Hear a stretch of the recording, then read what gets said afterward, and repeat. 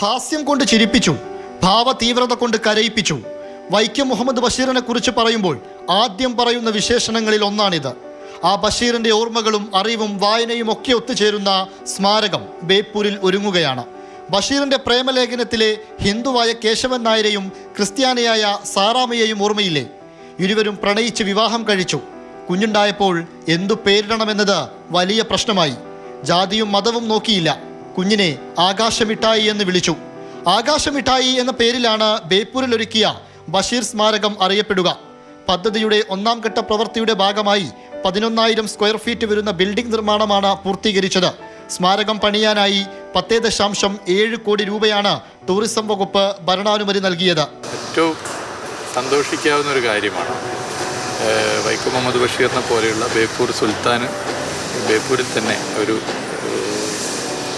പ്രധാനപ്പെട്ട ഭാവിയിലെ ഒരു ടൂറിസ്റ്റ് കേന്ദ്രം കൂടിയായി മാറാൻ വേണ്ടി പോകുന്ന ഒരു സെന്റർ വരുന്നു എന്നുള്ളത്. സ്മാരകത്തിന്റെ പ്രവൃത്തി പുരോഗമിക്കുന്നത് കാണുമ്പോൾ ബഷീറിന്റെ മകൾ ഷാഹിനയ്ക്ക് വലിയ സന്തോഷമുണ്ട്.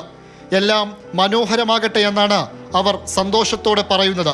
ഇതിന്റെ തറക്കല്ലിടുന്ന മുതലുള്ളത് എല്ലാവരും, ഞാനും എൻ്റെ അനിയനാണെങ്കിലും എൻ്റെ ഫാമിലിയിലുള്ള എൻ്റെ മക്കളാണെങ്കിലും എല്ലാം വന്ന് നോക്കാം. ഒരുപാട് സന്തോഷമാണ്. പിന്നെ പിന്നെ പിന്നെ അത് പൂർത്തീകരിക്കും. ഒന്നാം ഘട്ട ഉദ്ഘാടനവും രണ്ടാം ഘട്ട പ്രവൃത്തി ഉദ്ഘാടനവുമാണ് ജനുവരി 24 വൈകിട്ട് 5 മണിക്ക് നടക്കുക. മന്ത്രി PA മുഹമ്മദ് റിയാസ് ഉദ്ഘാടനം ചെയ്യും. MK രാഘവൻ MP, പ്രശസ്ത സിനിമാ താരം പ്രകാശ് രാജ്, കോഴിക്കോട് മേയർ O സദാശിവൻ എന്നിവരും പങ്കെടുക്കും. ബഷീർ ആർക്കൈവ്സ്, ലൈബ്രറി, അക്ഷരത്തോട്ടം, കേരള ലളിതകലാ അക്കാദമി നടപ്പിലാക്കുന്ന ക്യൂറേഷൻ വർക്കുകൾ തുടങ്ങി നിരവധി കാര്യങ്ങളാണ് രണ്ടാം ഘട്ട നിർമ്മാണത്തിലുള്ളത്. വൈക്കം മുഹമ്മദ് ബഷീറിന് ഒരു സ്മാരകം ഒരുങ്ങുമ്പോൾ അത് അതിമനോഹരമായിരിക്കണമെന്ന നിർബന്ധം ഇതിനു പിന്നിൽ പ്രവർത്തിക്കുന്നവർക്കൊക്കെയുണ്ട്.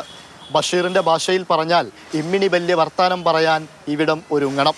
പുസ്തകങ്ങളോട് കൂട്ടുകൂടാനാവണം.